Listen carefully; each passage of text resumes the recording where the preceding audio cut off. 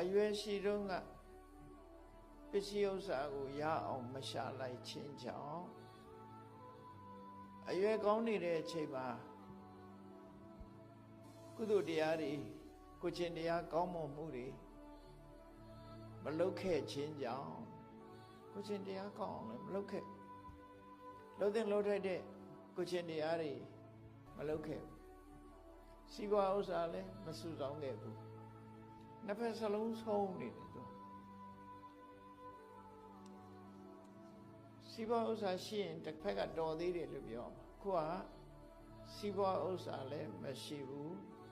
ကိုကျင့်တရားဘက်ကလည်းအားကိုးစရာမရှိဘူးဘယ်ဘက်ကလှဲ့ကြည့်ဘာမှမရှိတော့သူ့မှာနှစ်ဖက်စလုံးဆုံးရှုံးနေတယ်အဲ့ဒီလိုရွယ်ရှိတော့ကလှုပ်တဲ့လှုပ်ထိုက်တာတွေမလှုပ်လို့နှစ်ဖက်လုံးဆုံးရှုံးနေတဲ့ပုဂ္ဂိုလ်ရဲ့အခြေအနေဟာဘယ်လိုရှိတော့ဆိုဥပမာနဲ့ပြောစိဏကွန်စာဝစာယန္တိခိနမစ္စည်းဝပန္နတိဂျိုးကြငှက်ကြီးတွေဆိုတာမြင်မှုကောင်းမြင်မှုပါလိမ့်မယ်နော်ဂျိုးကြဆိုငှက်တွေခြေရန်ရှည်ရှည်နှုတ်သီးရှည်ရှည်နဲ့ငါးရှာပြီးတော့စားကြတယ်ဖြိုင်းနေလို့ကောင်းအဲ့ဒီမှာအိုင်ကိုအမိပြုတ်ပြီးတော့ဂျိုးကြတွေဟာသက်ရှင်ကြတယ်အဲ့ဒီအိုင်ထဲကငါးရှာပြီးတော့စားကြတယ်အေးပြန်နိုင်တန်းနိုင်တော့ကဒီအိုင်မှာရေခမ်းရင်နောက်တိုင်အိုင်သွားလို့ရဒီအိုင်မှာငါးကုန်ရင်နောက်တိုင်အိုင်ရွှေ့လို့ရအဲ့တော့ဒီကြိုးကြငှက်ကြီးတွေက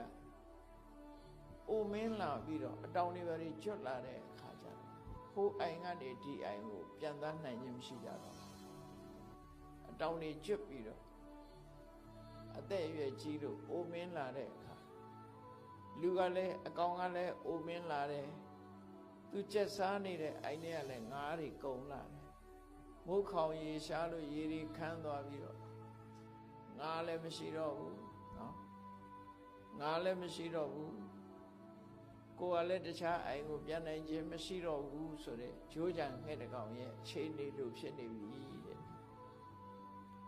အိုင်ဘေးနှခမ်းမှာပဲ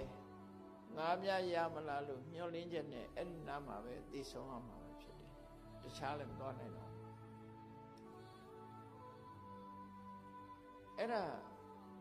ဂျိုးကြံငှက်လို့ပြောတာတော့ဒေသနာတော်အရာ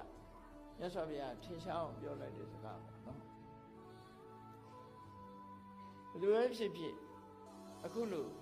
လုံနိုင်ကြိုင်နိုင်ဆိုလိုတဲ့အဓိပ္ပာယ်ကတော့အေးငယ်ငယ်တုန်းကလည်း